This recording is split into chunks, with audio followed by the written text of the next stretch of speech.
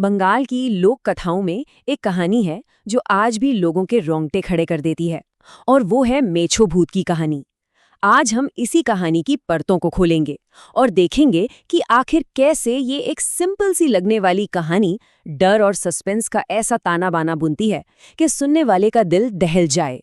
तो चलिए शुरू करते हैं ये सफर। कहानी की शुरुआत ही एक बहुत अजीब सी चेतावनी से होती है। बंगले का केयरटेकर है भुवन, और वो वहां आए नए परिवार को ये सलाह देता है। अब सुनने में तो ये एक साधारण सी बात लगती है ना? पर असल में यही वो पहला धागा है जो हमें उस खौफनाक सच की तरफ ले जाता है, जो उस नदी की खूबसूरती के पीछे कहीं छिपा हुआ है। तो आते हैं पहले भाग पर, एक तूफानी आगमन।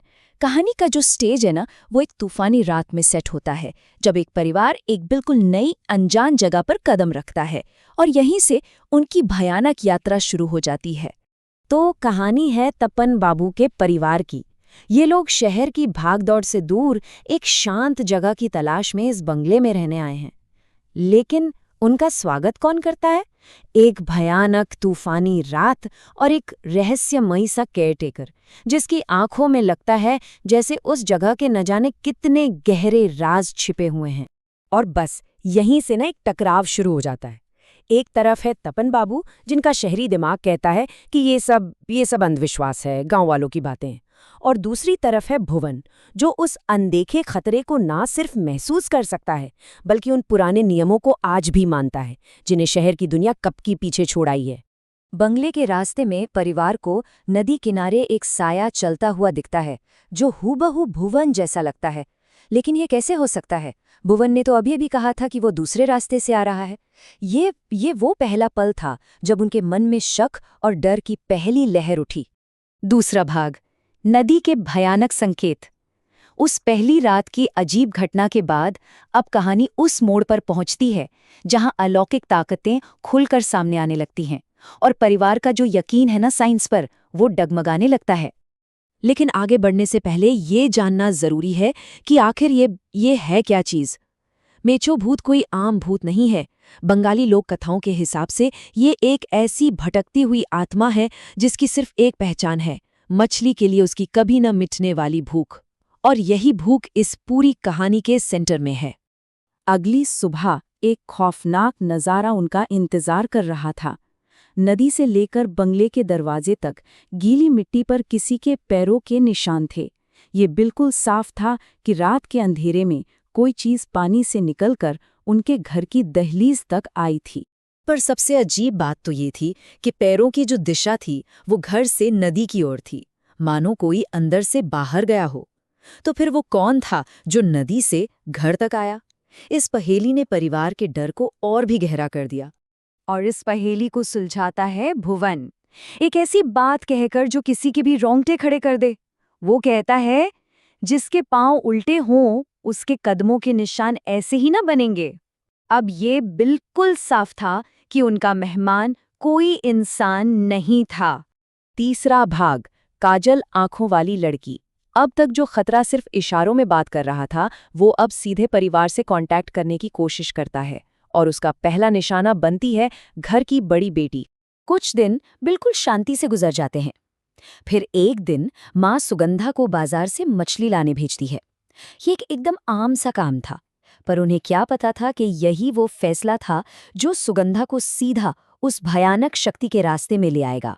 नदी के किनारे सुगंधा को एक लड़की दिखती है। उसकी बड़ी बड़ी काजल लगी आंखें और इतना खूबसूरत चेहरा कि कोई भी उसकी तरफ खिंचा चला जाए। वो इतनी सुंदर थी कि उस पर शक करना नामुमकिन था, और शायद यही उसका सबसे बड़ा हथियार था। वो लड़की सुगंधा से सिर्फ एक सवाल पूछती है, एक ऐसा सवाल जो उसकी सारी खूबसूरती पे पर्दा डाल देता है। मुझे मछली दोगी? वही भूख, वही चाहत। तभी सुगंधा की छोटी बहन उसे आवाज देती है और सुगंधा पल भर के लिए पीछे मुड़ती है। लेकिन जब वो वापस देखती है तो लड़की गायब थी, जैसे हवा में घुल गई हो, जैसे कभी वहां थी ही नहीं। सुगंधा बस हैरान अकेली खड़ी रह जाती है। चौथा भाग, अंधेरे में एक आवाज।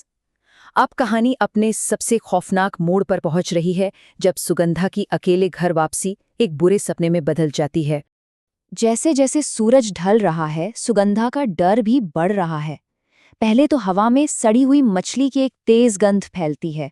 फिर उसे ऐसा लगता है जैसे कोई परछाई उसके साथ साथ चल रही है, पर वहां कोई नहीं होता। और तभी अचानक एक पेड़ की डाली टूटकर ठीक उसके सामने गिरती है, जैसे कोई उसका रास्ता रोकना चाह रहा हो। और तभी अंधेरे से एक फुसफुसाहट आती है, बंगाली में, "अमाके माच दाओ।" सवाल वही था, लेकिन इस बार आवाज में एक ऐसी ठंडक थी जो हड्डियों तक को कंपा दे। सुगंधा तेजी से आगे बढ़ती है और तभी वो आवाज फिर गूंजती है, लेकिन इस बार उसमें गुस्सा और बेसब्री भरी हुई थी। "तुम्ही की माच देबे ना?" मतलब वो आत्मा अब अपना सब्र खो रही थी। डर के मारे सुगंधा अपनी जान बचाने के लिए भागती है और किसी तरह घर पहुंचती है। अब है 5वां भाग, कच्ची मछली का रहस्य। सुगंधा घर तो पहुंच गई, लेकिन खतरा उसके साथ ही घर के अंदर आ चुका था। अब हम कहानी के उस भयानक क्लाइमैक्स पर हैं, जहां पर्दा उठता है और सच सबके सामने आता है। देर रात, जब पूरा घर सो रहा था, मंदाकिनी की नींद रसोई से आ रही एक अजीब खटकने की आवाज से खुलती है। वो उस आवाज की तरफ बढ़ती है, ये जाने बिना कि अगले कुछ पल उसकी जिंदगी को हमेशा के लिए बदलने वाले हैं। मंदाकिनी जैसे ही रसोई में कदम रखती है, सामने का मंजर कुछ ऐसा था जो किसी भी माँ के पैरों तले से जमीन खिसका दे। अंधेरे में जमीन पर उसकी अपनी बेटी सुगंधा बैठी थी और वो एक जानवर की तरह अपने हाथों से कच्ची मछली नोच नोच कर खा रही थी। उसका पूरा चेहरा, उसके कपड़े सब खून से सने हुए थे। जब कांपती हुई आवाज में मंदाकिनी पूछती है कि वो ये क्या कर रही है, तो जवाब सुगंधा का नहीं होता। वो एक ठंडी बेगानी आवाज में कहती है, "भूख लगी थी, इसने मुझे मछली खिलाई, अब मैं इसके साथ रहूंगी।" ये कहानी हमें एक बहुत ही बेचैन करने वाले सवाल के साथ छोड़ जाती है। क्या होता है जब जिन लोक कथाओं को हम सिर्फ कहानियां समझकर भूल जाते हैं, वो असल में हमारे दरवाजे पर दस्तक देने लगते हैं? तपन बाबू का परिवार मॉडर्न सोच पर यकीन करता था, लेकिन उनका सामना एक ऐसी प्राचीन भूख से हुआ जिसके सामने उनका हर यकीन टूटकर बिखर गया। यह हमें सोचने पर मजबूर करता है कि क्या वाकई कुछ चीजें हमारी समझ से परे हैं।